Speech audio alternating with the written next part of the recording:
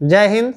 आज हम लोग बात करेंगे कि अपने मूल व्यक्तित्व की पहचान कैसे करें और इसके कौन कौन से कारण हैं और किस तरह से अपने मूल व्यक्तित्व को हम पहचान सकते हैं। क्या वास्तव में व्यक्ति जो है अपने मूल व्यक्तित्व को पहचानने के लिए किन किन बिंदुओं पर ध्यान दे ताकि वो अपने मूल व्यक्तित्व को पहचान लें। तो पूरे वीडियो पर बने रहिएगा और इसको बारीकी से देखें और निश्चित रूप से आप अपने मूल व्यक्तित्व को पहचान पाएंगे इस उदाहरण के द्वारा। तो व्यक्ति क्या होता है, जब बहुत बच्चे होते हैं तो समाज में, परिवार में क्या है कि बहुत तरह की ऐसी बातें होती हैं कि बच्चे के मूल व्यक्तित्व किस तरह से परिवर्तित होते हैं। इसी कहानी को आज हम लोग जानेंगे। जब बच्चा जन्म लेता है, छोटा रहता है, तो धीरे धीरे जब बड़ा होते हैं तो बच्चा के अपना मूल व्यक्तित्व भी होता है और उसके साथ साथ उसके माता पिता या गुरुजन या अन्य शाखा संबंधी भी होते हैं। तो पापा कहते हैं बच्चा को कि हम इसे डॉक्टर बनाएंगे, मम्मी कहती है कि इंजीनियर बनाएंगे, और उसके बाद जो चाचा ताऊ या अन्य लोग होते हैं वो कहते हैं कि ये बड़ा अफसर बनेगा। इस प्रकार से बच्चे को इस तरह से मोटिवेट किया जाता है कि बच्चा अपने मूल व्यक्तित्व को वास्तविकता से वह ढक जाता है, वह अपने मूल व्यक्तित्व को पहचान ही नहीं पाता है कि उसका मूल व्यक्तित्व क्या है। तो हम कैसे अपने मूल व्यक्तित्व को पहचाने, और लगभग यही प्रक्रिया होती है कि व्यक्ति अपने मूल व्यक्तित्व को पहचान नहीं पाता है। और बहुत सारे ऐसे प्रतियोगी परीक्षा की तैयारी कर रहे बच्चे या अन्य लोग भी इसमें क्या होते हैं, अपने मूल व्यक्तित्व को नहीं पहचान पाते हैं। तो हम लोग सबसे पहले यह जानेंगे कि मूल व्यक्तित्व को वास्तव में कैसे पहचाने और मेरा मूल व्यक्तित्व क्या है, इसको हम लोग कैसे जाने, इस पर हम लोग ध्यान से देखेंगे, चर्चा करेंगे। तो आपको पता चलेगा कि मूल व्यक्तित्व की पहचान कैसे होती है। तो मुख्य रूप से सबसे पहले यहाँ मूल व्यक्तित्व तो एक हम लोग पहचानने का जो तरीका है वो है निषेधात्मक प्रक्रिया के माध्यम से। निषेध प्रक्रिया के माध्यम से हम लोग मूल व्यक्तित्व की पहचान आसानी से कर सकते हैं। जैसे अब देखते हैं कि निषेध प्रक्रिया, निषेध प्रक्रिया जो होता है वो क्या है कि विकल्प को खारिज करना। इस प्रक्रिया में मूल व्यक्तित्व को पहचानने में क्या होता है कि मुख्य रूप से व्यक्ति अपने मूल व्यक्तित्व तक कैसे पहुंचता है। तो विकल्प को खारिज करते हुए वह अपने मूल व्यक्तित्व तक पहुंच पाता है। तो हम लोग देखेंगे कि कोई व्यक्ति अपने मूल व्यक्तित्व की तलाश में जब ऑप्शन, कैरियर ऑप्शन का तलाश करता है, तो मान लीजिए कि वह व्यक्ति ने ए विकल्प का ट्राई किया, उसे क्या होता है, अच्छा नहीं लगता है। ए विकल्प ट्राई किया, अच्छा नहीं लगा। फिर क्या होता है कि बी विकल्प का ट्राई करते हैं, वो भी उन्हें अच्छा नहीं लगता है। फिर सी विकल्प का ट्राई करते हैं, वो भी अच्छा नहीं लगता है। डी विकल्प का ट्राई किया, यानी कि यह व्यक्ति क्या है, अपने विकल्प को खारिज कर रहा है। अब ई विकल्प का ट्राई किया तो उसे लगा कि नहीं, ये मेरे मूल व्यक्तित्व से मिलता जुलता हुआ चीज है, इसमें हम कुछ कर सकते हैं। तो कुछ फुल्ली अपने मूल व्यक्तित्व के अनुसार उसको नहीं मिला है, लेकिन कहीं ना कहीं कुछ उससे सेटिस्फेक्शन है। अब है एफ विकल्प ट्राई करता है, तो क्या लगता है उसे कि हाँ, ये मेरे लायक वास्तव में काम है। तो इसको क्या कहते हैं कि वह व्यक्ति निषेध प्रक्रिया के द्वारा विकल्प को खारिज कर करके वह अपने मूल व्यक्तित्व तक पहुंच जाता है। इसी की पहचान हमें करना है कि कैसे, अब कब मूल व्यक्तित्व के पास व्यक्ति पहुंच पाता है।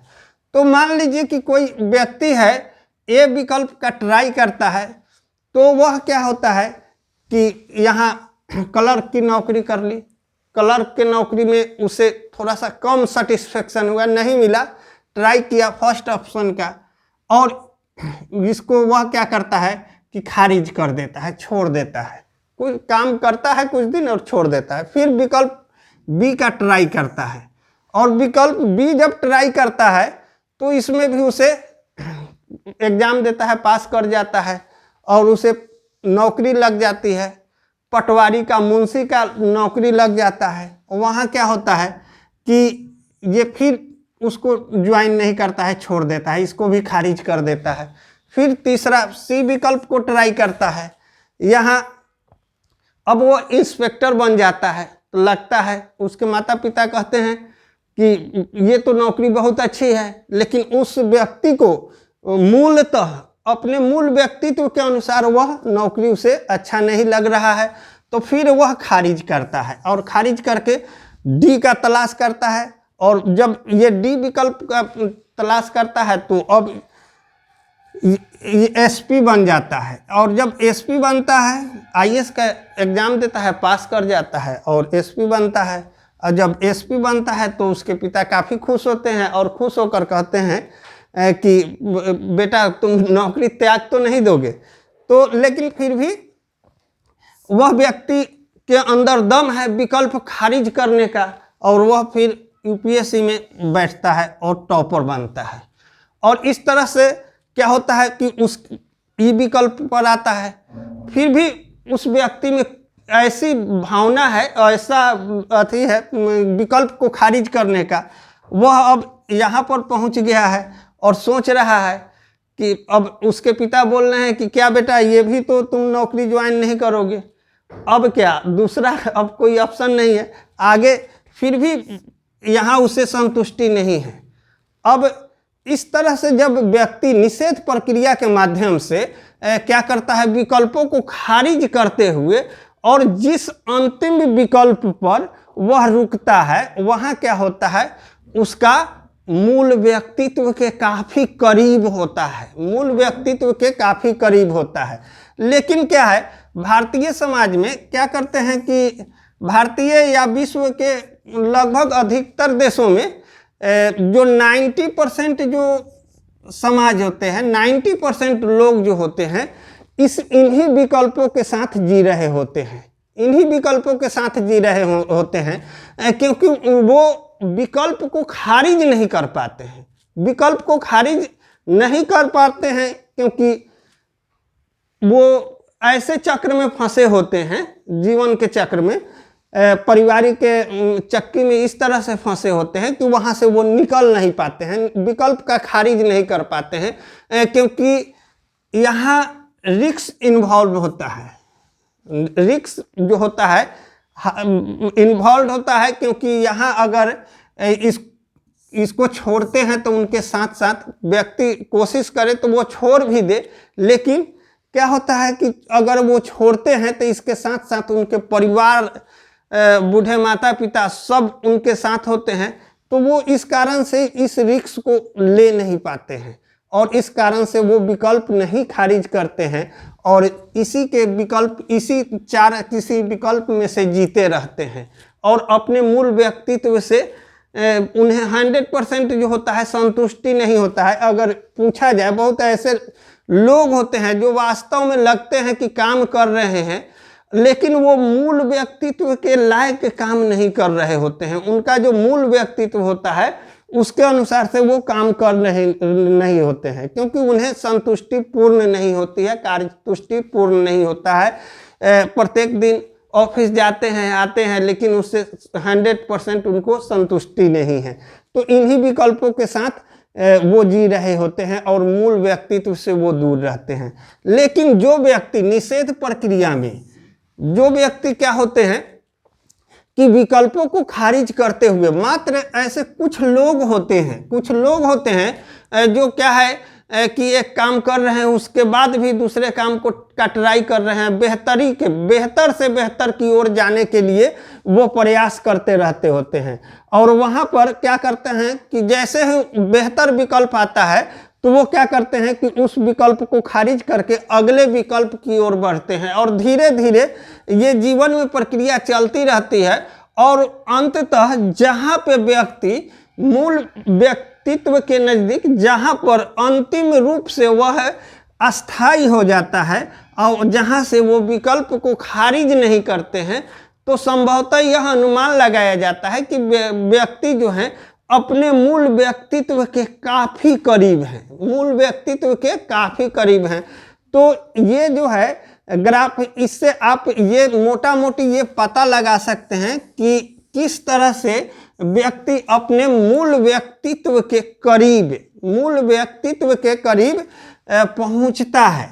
और जहाँ पे व्यक्ति रुक जाता है, जहाँ पे अस्थाई हो जाता है, अस्थाई रूप से काम करने लगते हैं, तो वही समझा जाता है कि वह मूल व्यक्तित्व के करीब है। तो हम लोग मोटा मोटी इतना जान सकते हैं कि अपने व्यक्तित्व की पहचान में कि निषेध प्रक्रिया के माध्यम से कोई व्यक्ति कहाँ रुकता है, तो उसके शायद संभवतः वह उसके मूल व्यक्तित्व के काफ़ी नज़दीक रहा होगा, वही रुकता है।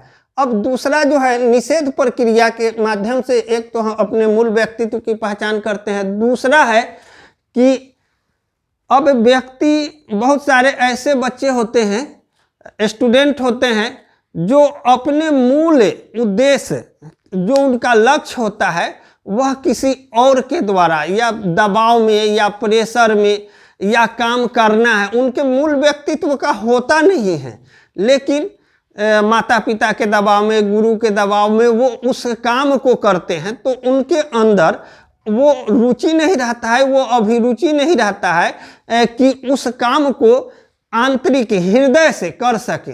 और यही कारण होता है कि जब तक बच्चे अपने मूल व्यक्तित्व के अनुसार वो काम नहीं कर पाते हैं, तो वो क्या होते हैं, सफल नहीं हो पाते हैं, या अपने मूल व्यक्तित्व का जो तलाश कर रहे होते हैं उसमें उन्हें सफलता नहीं मिलती है। तो सबसे पहले है कि बच्चे का रुचि अभिरुचि क्या है और उनका मूल व्यक्तित्व कहाँ है, इसका जानकारी होना जरूरी है। और इसमें क्या है, दूसरा जो विधि है, हम लोग उसमें रुचि से मूल व्यक्तित्व की पहचान कर सकते हैं। जो व्यक्ति, जैसे कभी कभी ऐसा भी देखने को आता है, मिलता है कि जिसमें आदमी का मन है, रुचि है, आंतरिक हृदय से वह काम करता है, तो काम कितना ही देर करे, लंबा समय तक भी करे, तो वो थकान महसूस नहीं होता है, उसमें हमेशा उसका रुचि बना रहता है, हमेशा वो कभी नहीं थकता है। और इस तरह से किसी से अगर हम बात कर रहे हैं तो 2 घंटा 4 घंटा बात कर लिए, फिर भी लगता है कि कम ही देर बात किए हैं, तो वो रुचि की बात होती है। अब है कि कुछ ऐसे होते हैं जहां जबरन थोपा जाता है व्यक्ति कि ये काम किया जाए, जो उनके मूल व्यक्तित्व का होता ही नहीं है। तो जबरन जब किसी व्यक्ति पर थोपा जाता है मूल व्यक्तित्व को, तो वह व्यक्ति वास्तव में अपने मूल व्यक्तित्व को ही भूल जाते हैं। तो निश्चित रूप से अगर इन प्रक्रियाओं का हम लोग ध्यान रखें, तो हम लोग मूल व्यक्तित्व के करीब पहुंच सकते हैं और इन किस श्रेणी में है अपने मूल व्यक्तित्व का पहचान कर सकते हैं। तो निश्चित रूप से व्यक्तित्व की पहचान जो है इस प्रक्रिया, निषेध प्रक्रिया के माध्यम से कर के अपने व्यक्तित्व में जो डेवलपमेंट करेंगे, उसमें सुधार करेंगे और विकल्प को खारिज करने का प्रयास करेंगे, ताकि बेहतर से बेहतर कर सकें और अपने मूल व्यक्तित्व तक पहुंच सके। आज जो हम लोग इस टॉपिक को देखे हैं, समझे हैं, बात किए हैं, तो मुख्य रूप से निश्चित रूप से आप अपने मूल व्यक्तित्व को समझ पा रहे होंगे। और हम लोग मिलते हैं नेक्स्ट वीडियो में इसी तरह के मोटिवेशनल वीडियो के साथ। तब तक के लिए धन्यवाद। Thank you.